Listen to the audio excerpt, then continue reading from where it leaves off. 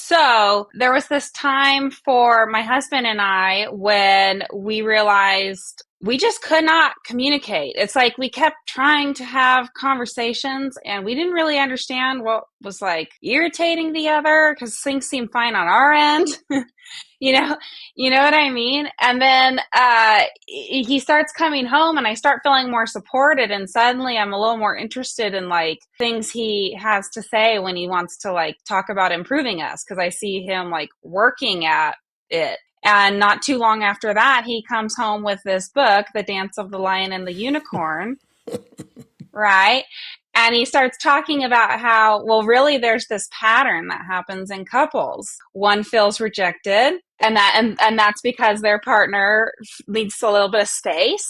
When the one feels rejected, they get angry, and when they get angry, the other partner needs more space and gets a little freaked out. Do you know what I'm talking about, Mark? Well, I've made a living solving this problem. So if you're interested in the book she's talking about, it's right here. It's called The Dance of the Lion and the Unicorn. Well, as soon as we figured out that's what was going on with us and we could understand which part of the dance we were doing, we stopped fighting as much and we started finishing these arguments we were having. Excellent. If you're listening to this, have you ever thought that there was a cycle going on in your relationship, but you just couldn't quite put your finger on it? And today we're going to talk about the hidden couples code, why opposites collide. It seems like they attract and then at some point they collide. When they meet each other, there's a big bang. Well, we invite you to soar with us. Mark is a licensed marriage and family therapist for 27 years. My name's Christina Black. I'm a massage therapist and I practice craniosacral therapy. And together we bring the brain and body perspectives together to help you live a more enlightened life, more conscious life, and help you get, Psychology and yeah, awakening. yeah, and sometimes even some somatic and physical. So, yeah, come press subscribe, leave a comment, tell us what part of your spiritual journey you're working on. And how about you? Have you ever had the experience where you were magnetized to your partner and then suddenly they didn't make any sense to you whatsoever? that's what we're that's what we're talking about today. Yeah. So I thought we'd start with the perennial question I always get. And at the end, I'm going to give you a quiz to find out which type you are. We're going to talk about two Uh, types. Yeah, and it works. It works well. cool. So I always get this question, why do opposites attract? And I just thought I'd address that before we move into why they collide. Mm-hmm. And so the reason opposites attract is each partner's energy completes what the other unconsciously feels is missing in themselves. And Mm-hmm. that can be a tremendous headache or an enormous learning opportunity. Right. Based on what you expect from the relationship, huh? And I will just say, let me just say, if you get this book, The Dance of the Lion and Unicorn, we'll put a link down in the description. It's going to change your relationship when you realize what's Yeah. actually going. This is not self-help. I mean, I've had numerous people over the years, when they read the book, the first thing they say is, I see the relationship completely differently than I did before. I mean, that was my experience. Like, we just decided that a couple nights a week we were going to read like 10 or whatever, a chapter, 10 pages or a chapter or something together. And we just started getting along better the further through the book we got. Well, it makes you understand this other person and yourself at a level that was hidden. Totally. And when you say too, because fear very much presents like anger in an argument. Mm-hmm. And when you see that, like, you're dealing with someone's vulnerabilities, that's why they're getting so triggered, then it's a completely different way to understand them versus, like, they're just getting so mad. Right. And in order to do that, you have to see through your own defenses to see what's happening with the other person. Absolutely. Yeah. You have to be able to see from their perspective. So I thought we'd start with, and these are just talking points, but the core motivation or goal of these two types. And let's talk about the two types first, because they have two emotional languages and two survival codes. So the one on the right I Mm-hmm. call the lion, and the one on the left I call the unicorn. Mm-hmm. And we all have And these emotional pain. are two people. They are, they're two people. Right. So the one on the right is this person I call the lion, the one on the left is the unicorn. And they have two emotional languages and two survival codes. So the one on the right, the lion, their emotional pain is a sense of rejection, like nobody cares or they're Mm-hmm. not good enough. The one on the left, feels anxiety, so they avoid because they don't like conflict and they don't like being in trouble. And that avoidance looks like rejection, like the lion, to the lion, and like nobody cares, and it just makes them angry, and then it just goes around and around like that. You just saying the word they don't want to be in trouble. Like, I Right. remember a while ago you had shared there's an episode about specific words that either the lion or unicorn will use, but that's totally one in my marriage. My husband will say, like, I just feel like I'm getting in trouble, or Right. I'm like, That's well, right. it's not me. It's you. I'm not your mom. That's right. That's So so funny. they're if you go back to this and look, their core motivation is dramatically different. So if you're Yeah. experiencing anxiety, what is your motive? What are you motivated to get? To safety, Exactly. right? Or So something where you feel like it's predictable. right. So unicorns' core motivation is safety. Everything you need to know about a Yeah. unicorn is safety. Now they will use two other words that are code words for safety: calm and peace. Calm, peace. Yeah. So if they're saying calm and peace, it means they want safety. Now, unicorns' core motivation or goal, they want to feel like somebody cares. Yeah. That I have labeled approval. So lions are Right. approval seekers and unicorns are safety seekers.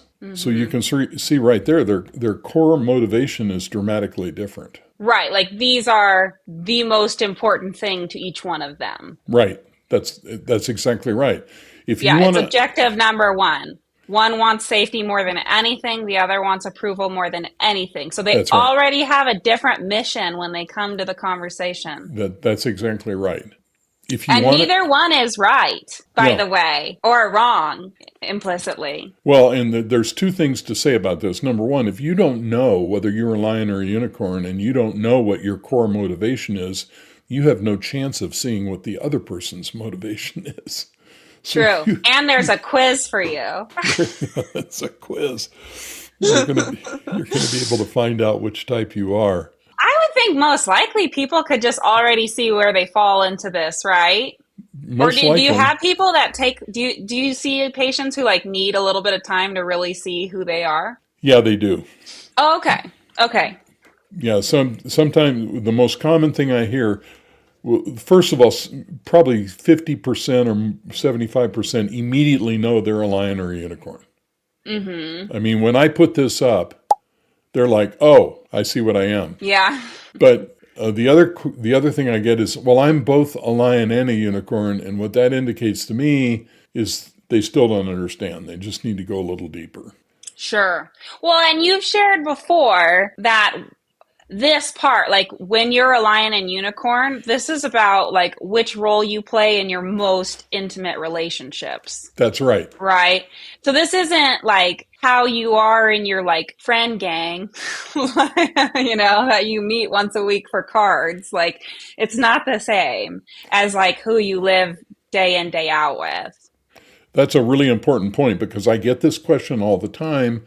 Why does this only happen in my relationship? Yeah. How come I don't have this going on at work? So this pattern, you see those fuzzy areas? Yeah. That is a part of the brain called the limbic system. The limbic system is fight or flight, anger, fear. It's the part of the brain we share with other animals, so it's all about survival. And all Mhm. emotions come from the limbic system. And it's almost completely wired up by the time you're 5 years of age. So these two things they are the limbic system and they're developed in childhood. Okay, so how are they developed? Well, this pain, and we're gonna get to that in just a second. The pain of nobody cares or anxiety is a function of a relationship with a caregiver early in life, and usually Right.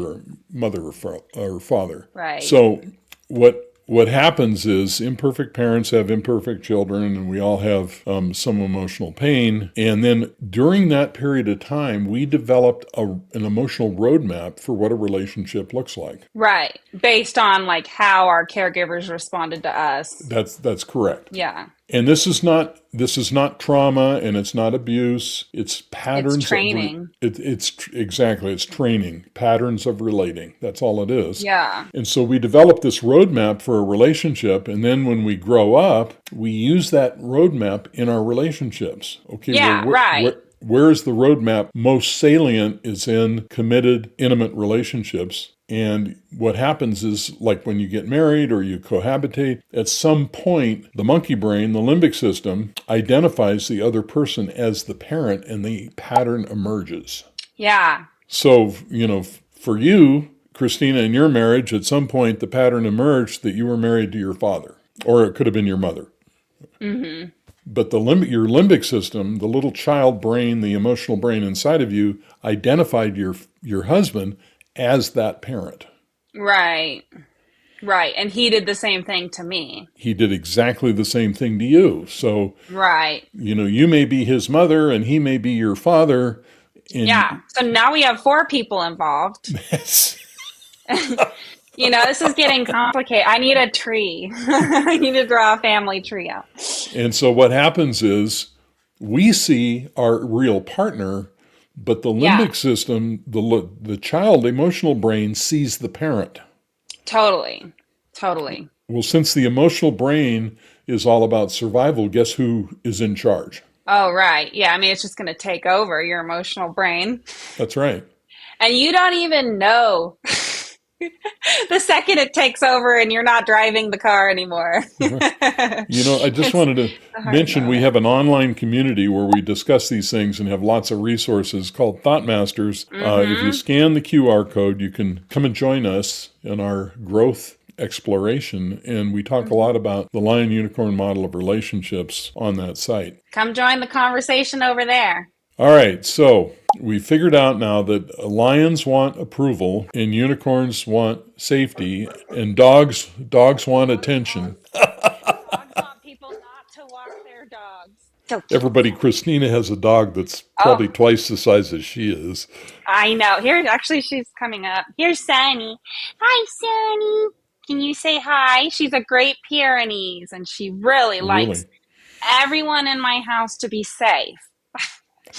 Safe from pedestrians and small children and birds.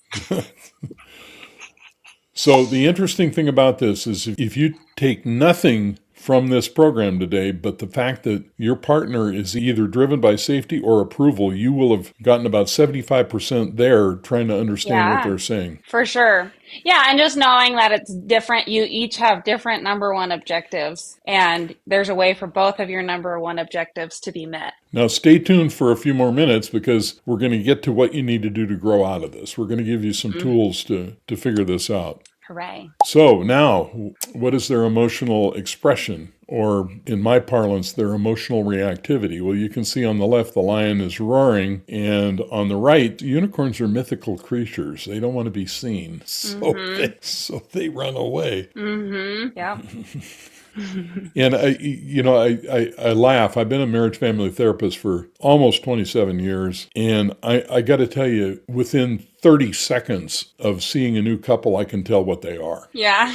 That's how easy this is. That's There's amazing. people have the impression that somehow mental health and psychology is complicated. No, trust me, this is not complicated at all. A couple walks into my office and he says, "I just want to have peace," and he's a long haul truck driver. I immediately know that He's a unicorn. he's a unicorn and he's been on the Yeah. run in that truck for years trying to get away. Getting safety and calm.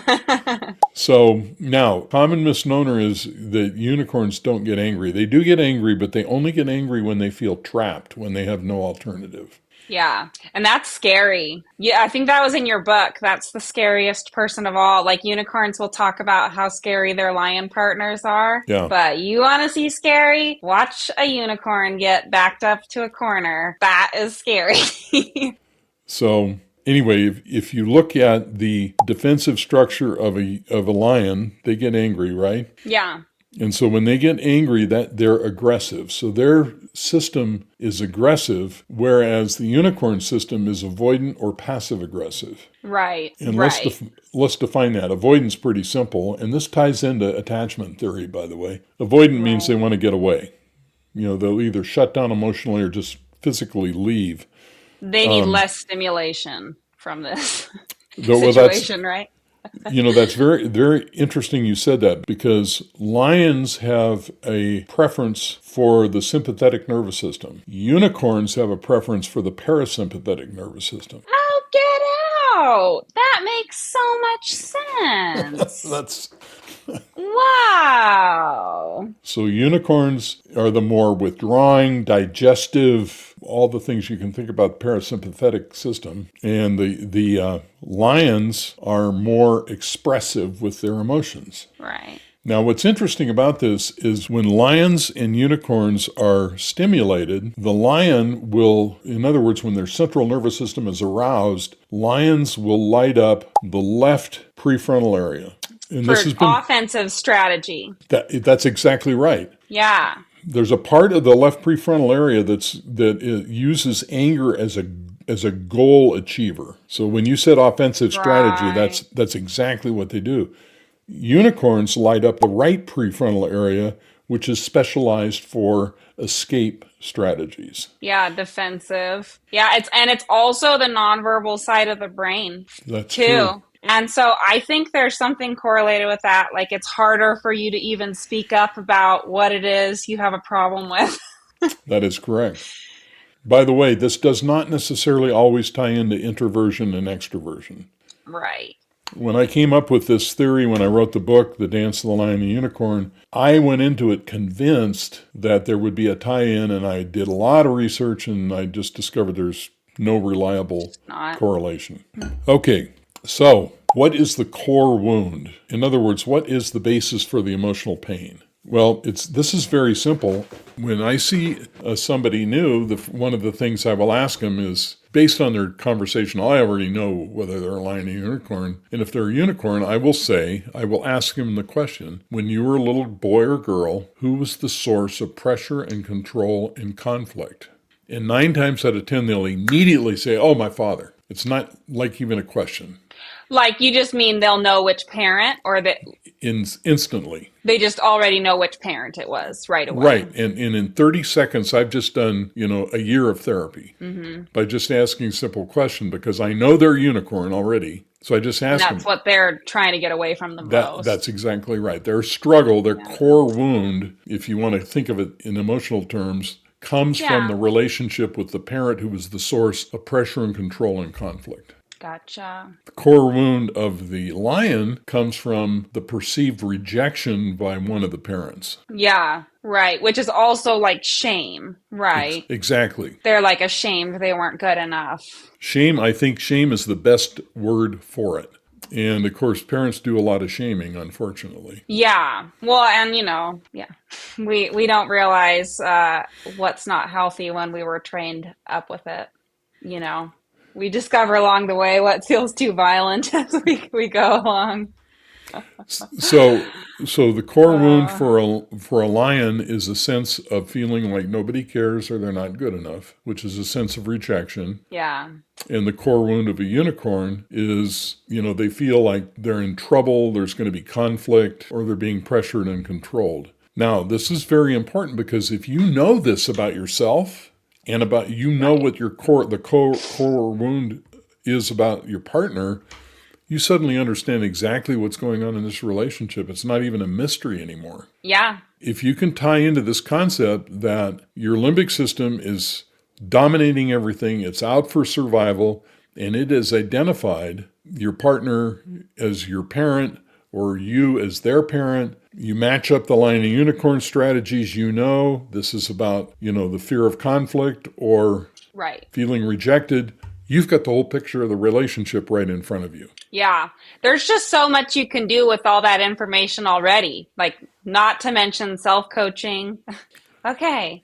I might be tempted to think that I'm being controlled right now, or I'm not good enough right now, or whatever it is for which one you are. Like, So, just remind yourself what is true, you know? so let me ask you a question. When you finally realized that this was the dynamic going on in your relationship, how liberating was it for you to finally see what was going on? It was so night and day different. It was cool because then knowing that peace was the most important thing for my husband, it let me know, okay, if I'm having an issue, me bringing it up peacefully is going to be the best way for Mm-hmm. me to be heard, Right. for him to care. And like, even in your book, you'd suggested, like, say it. Say, I know peace is the most important thing to you. And here's something I'm noticing that might be interrupting that peace. Can we talk about it? And like, I love it. yeah, like giving the person permission to like get into it too, I think can be good to help everyone know like the conversation's not getting carried away faster than we want. Not And getting triggered is a big deal. We ask for a lot of pauses. My husband and I are starting to ask for a lot more pauses when we're starting to feel overwhelmed. good. So we're kind of beating around the bush now, but the bush is the growth path. What do we do to grow out of this? And basically, what this part of the conversation has evolved into is the greater we understand these patterns, the easier it is to grow to more intimacy and more understanding and fulfillment. Right. Right. Now, Right. one more aspect, the most important aspect of this, in my opinion, is self awareness. 100%. Because when you think about what we've laid out here today, you have an animal brain inside of you that is absolutely hell bent on survival. Mhm. And what does that Mhm. mean? What that means is I want you to die so I can live. That's what its instincts tell others. That's right. Yeah. And this is big, and the way it functions inside of us is gigantic. Right. So we have no way of fighting this except for one thing. Metacognition. Exactly, awareness. Okay. The more Awareness. Yeah.